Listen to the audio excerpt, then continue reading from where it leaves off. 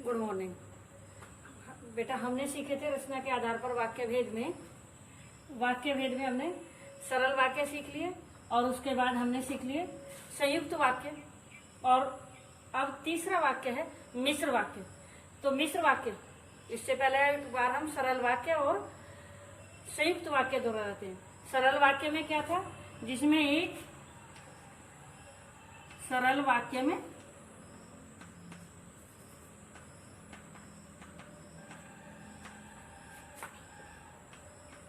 एक उद्देश्य और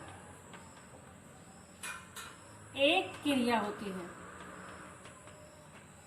ये तो क्या था, सरल वाक्य में एक उद्देश्य और एक मुख्य क्रिया होती है। उसके बाद था हमारा संयुक्त वाक्य।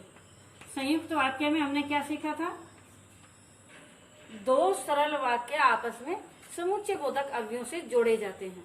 दो सरल वाक्य, जब दो सरल वाक्य एक साथ जोड़ दिए जाते हैं तो वे उपवाक्य हो जाते हैं। उपवाक्य दो समुच्चय बोधक अवयवों से जोड़े जाते हैं। किनसे? और, तथा, लेकिन आदि, इनसे। इसके संयुक्त वाक्य के उपभेद भी मैंने बता दिए थे कि संयोजक संयुक्त उपवाक्य, विभाजक संयुक्त उपवाक्य और विरोधवाचक संयुक्त उपवाक्य। तो इस तरह ये हुए थे संयुक्त वाक्य और सरल वाक्य। ये तो अच्छे से समझ ही गए थे। अब इसके बाद हम ले लेते हैं ये मिश्र वाक्य। तो ये तो हो गए। अब मिश्र वाक्य में सबसे पहले मिश्र वाक्य क्या होते हैं, जिन वाक्यों की रचना एक से अधिक ऐसे उपवाक्यों से हुई हो जिनमें एक उपवाक्य प्रधान और अन्य आश्रित उपवाक्य हो। एक उपवाक्य क्या हो, प्रधान हो, मुख्य हो, और अन्य आश्रित उपवाक्य हो, उन्हें हम मिश्र उपवाक्य कहते हैं। मिश्र वाक्य कहते हैं। तो ये हुआ, यानी उपवाक्य तो तब होते हैं तब वे अलग अलग होते हैं और एक साथ वे जोड़ दिए जाते हैं। उस वाक्य रचना को हम क्या बोलते हैं, मिश्र वाक्य। तो मिश्र वाक्य में, अब मिश्र वाक्य में हमने ये एक दो उदाहरण ले लेते हैं। जैसे मालिक ने कहा कि हम लड़ाई नहीं चाहते। मालिक ने कहा कि हम लड़ाई नहीं चाहते। अब ये किससे जोड़ा गया है, इससे जोड़ा गया है। लेकिन ये एक प्रधान उपवाक्य है और एक आश्रित उपवाक्य है। इनकी पहचान कैसे होती है, ये इधर मैंने बताई है, अभी बताऊंगी। पहले यहाँ देख लें, एक बार अच्छे से समझ लें। मालिक ने कहा कि हम लड़ाई नहीं चाहते हैं। मालिक लड़ाई नहीं चाहता है। मालिक लड़ाई को नहीं चाहता है, ये कह रहा है। मालिक ये कह रहा है कि वह लड़ाई नहीं चाहता है। तो मालिक ने कहा ये प्रधान उपवाक्य है और हम लड़ाई नहीं चाहते ये आश्रित उपवाक्य है। यानी ये तो दूसरा भी चेंज कर सकते हैं, दूसरा भी। तो जो आश्रित, इसके ऊपर आश्रित है। मालिक ने कहा, मालिक कह रहा है, तो इस तरह यानी ये प्रधान उपवाक्य है और ये आश्रित उपवाक्य है। इसी तरह तुम वहीं चले जाओ जहां तुम्हारा मित्र गया है। तो ये वाला वाक्य क्या है, ये वाला वाक्य है प्रधान उपवाक्य। क्या है, प्रधान उपवाक्य है। तुम वहीं चले जाओ, तुम वहीं चले जाओ जहां तुम्हारा मित्र गया है। जहां, कहा, तुम्हारा मित्र गया है कि तुम भी वहीं पर चले जाओ। तुम्हारा मित्र गया है, तुम भी वहीं चले जाओ।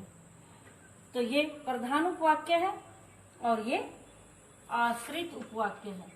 ये कौन सा है, आश्रित उपवाक्य है। ये आश्रित उपवाक्य।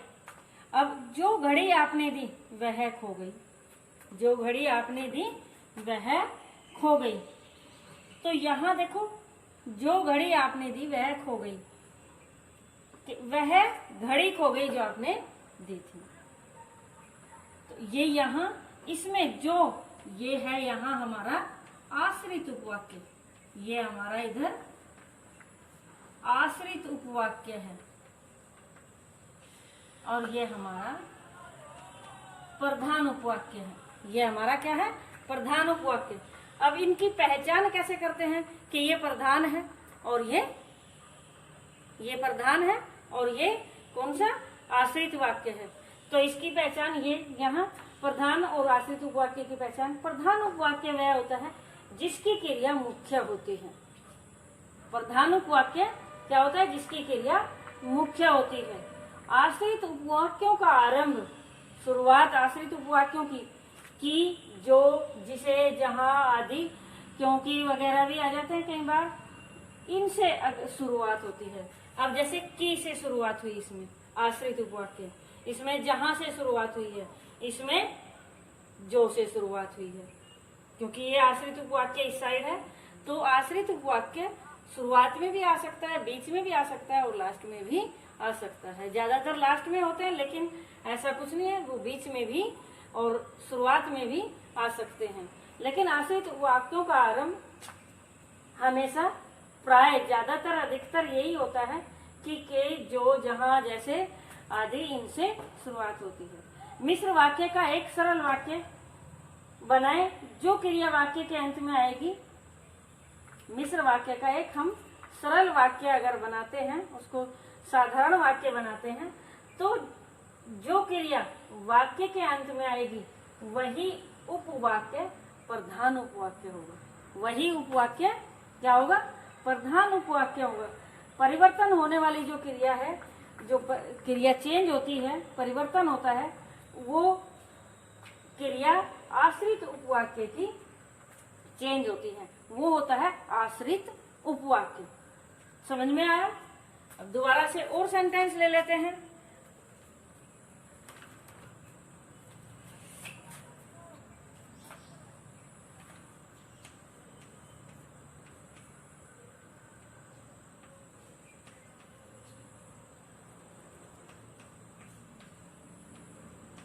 मैं चाहता हूं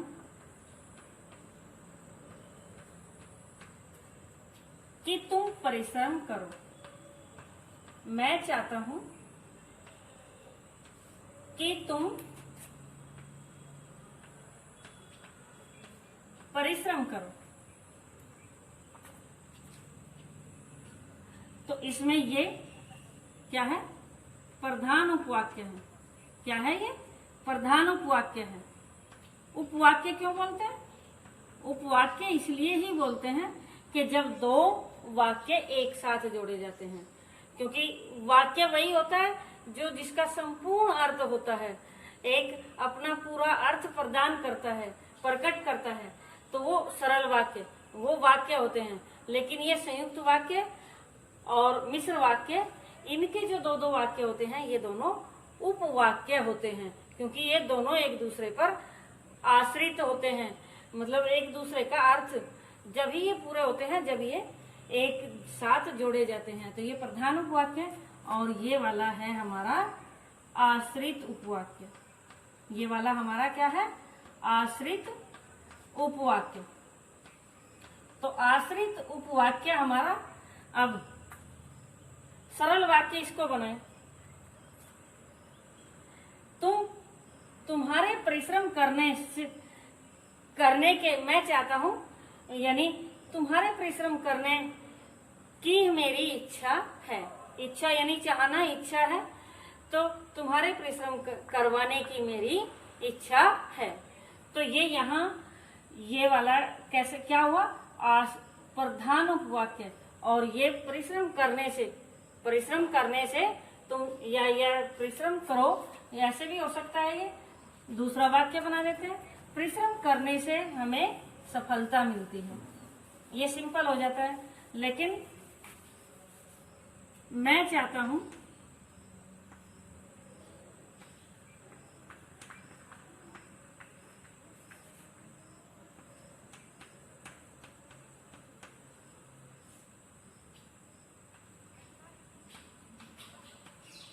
अब ये सिंपल हो जाएगा, परिश्रम करने से ही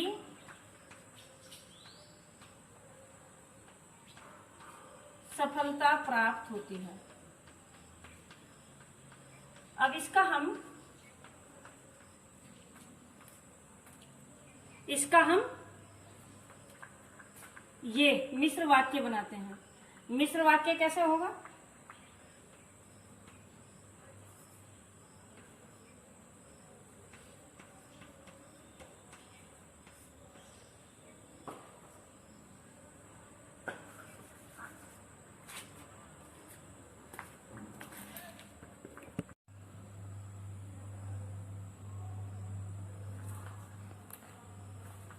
हाँ, तो क्या था? ये परिश्रम करने से सफलता प्राप्त होती है।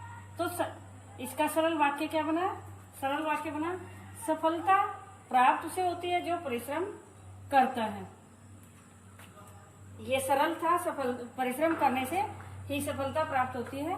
लेकिन इसका जो ये मिश्र वाक्य बना, तो सफलता प्राप्त उसे होती है जो परिश्रम करता है।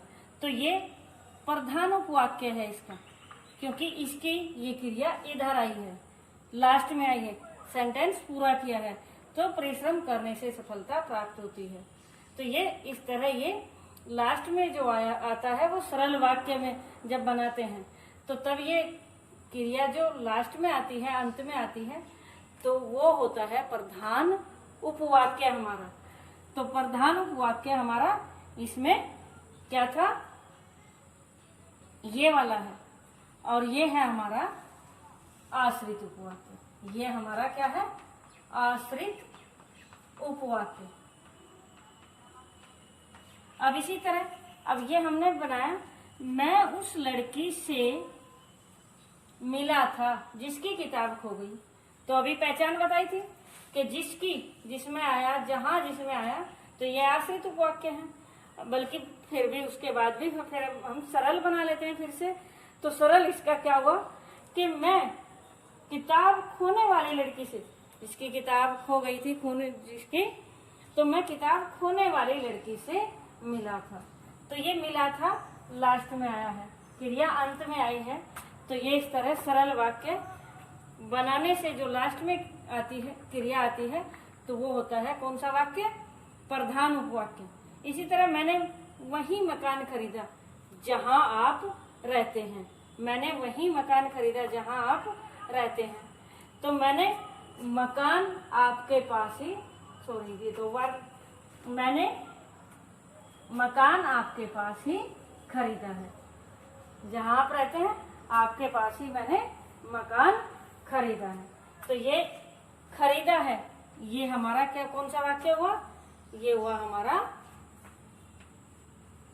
प्रधान उपवाक्य। ये कौन सा वाक्य हुआ हमारा? प्रधान उपवाक्य। और ये हुआ हमारा आश्रित उपवाक्य।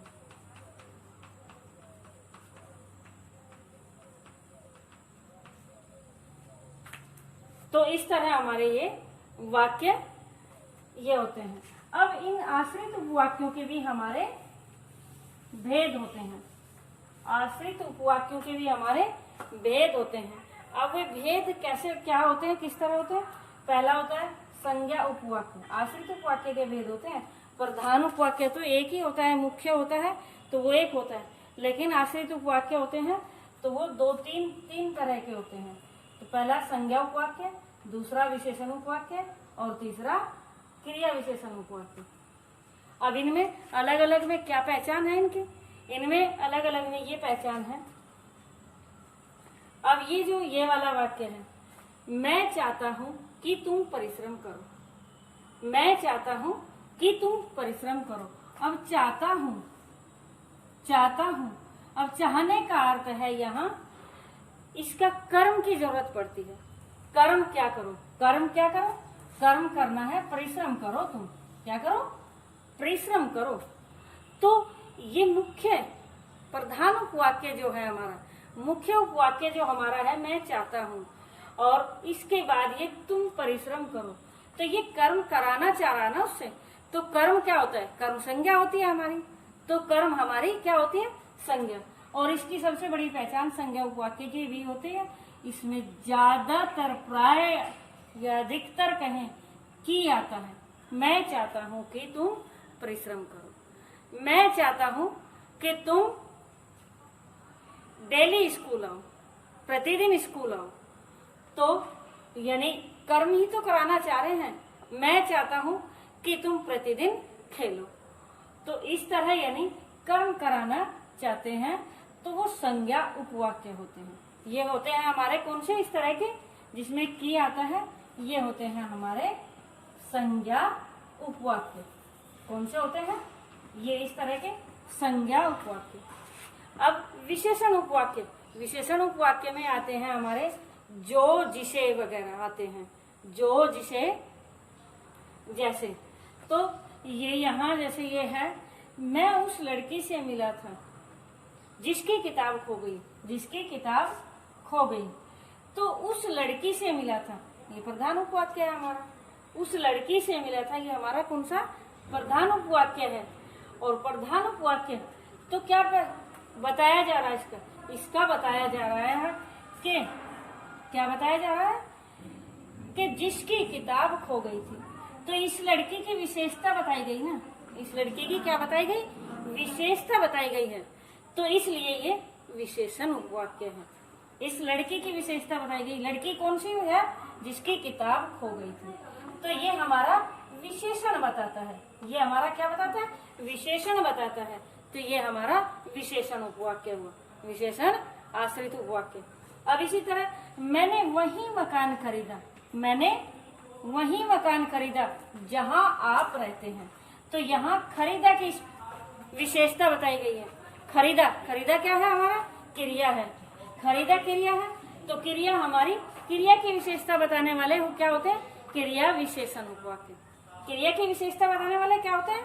क्रिया विशेषण उपवाक्य। विशेषण में और क्रिया विशेषण में तो पहचान आपको पता ही है। विशेषण संज्ञा सर्वनाम की विशेषता बताई जाती है और क्रिया विशेषण क्रियाओं की विशेषता बताई जाती है। तो ये हमारी क्रिया की विशेषता बताई गई है कि मकान खरीदा है जहां आप रहते हैं। तो इस खरीदा का किससे संबंध है? जहां से। और जहां जिस तरह जहां ये आता है तो वहां हमारी क्रिया की विशेषता बताई जाती है। तो ये तीनों तरह के हम सीख लिए। आप दोबारा से एक बार फिर से मिश्र वाक्य दोहरा लेते हैं। तो मिश्र वाक्य क्या बताए थे हमने? जिन वाक्यों की रचना एक से अधिक उपवाक्यों से होती है, जिनमें एक उपवाक्य प्रधान और अन्य क्या होते हैं? आश्रित उपवाक्य होते हैं, उन्हें मिश्र वाक्य कहते हैं। और उनकी पहचान क्या बताई? वो मैंने लिखवाई, अभी बताई थी, अभी लिखवाई थी। वो थी कि जिसकी क्रिया, दोनों उपवाक्यों की क्रिया सरल वाक्य में परिवर्तन करते हैं, तो जिसकी क्रिया अंत में आती है वो हमारा प्रधान उपवाक्य होता है। वो हमारा प्रधान उपवाक्य होता है। तो इस तरह ये हमारे ये पहचान हो गई। अब इसके बाद आश्रित उपवाक्यों के भेद। आश्रित उपवाक्यों के भेद हमारे तीन हैं: संज्ञा उपवाक्य, विशेषण उपवाक्य और क्रिया विशेषण उपवाक्य। तो संज्ञा उपवाक्य हमारा मैं चाहता हूँ, तो हम इससे कोई कर्म करा रहे हैं। कर्म हमारा संज्ञा होती है। कर्म हमारा क्या होता है? संज्ञा होती है। ये संज्ञा का काम कर रहा है, ये संज्ञा का काम कर रहा है कि तुम परिश्रम करो। तो ये कर्म कराया जा रहा है, तो ये इस पर आधारित है, इस पर आश्रित है और ये संज्ञा है। तो इस तरह ये हमारा संज्ञा उपवाक्य हुआ। अब परिश्रम करने से ही सफलता, सॉरी ये तो सरल वाक्य है, ये इसका सफलता उसे प्राप्त होती है जो परिश्रम करता है। सफलता उसको प्राप्त होती है जो परिश्रम करता है। तो यहाँ ये विशेषता बताई गई है। इसी तरह ये यहाँ मैं उस लड़की से मिला था जिसकी किताब खो गई, तो उस लड़की से मिला था। अब लड़की की विशेषता बताई गई। लड़की क्या है? संज्ञा है। लड़की क्या है? संज्ञा है। तो संज्ञा है, तो संज्ञा की विशेषता जो बताई गई कि किताब खोने वाली लड़की जो है, तो ये हमारा विशेषण उपवाक्य हुआ। और क्रिया विशेषण इसमें बताएगा मैंने वही मकान खरीदा है जहां आप रहते हैं। तो यहाँ ये जहां जो आया, ये खरीदे की, इसकी विशेषता बताई गई है। क्रिया की विशेषता बताई गई है, तो ये हुआ हमारा क्रिया विशेषण। तो ये अब अच्छे से क्लियर हो गया, अच्छे से समझ ले। ठीक है बच्चों, बाय।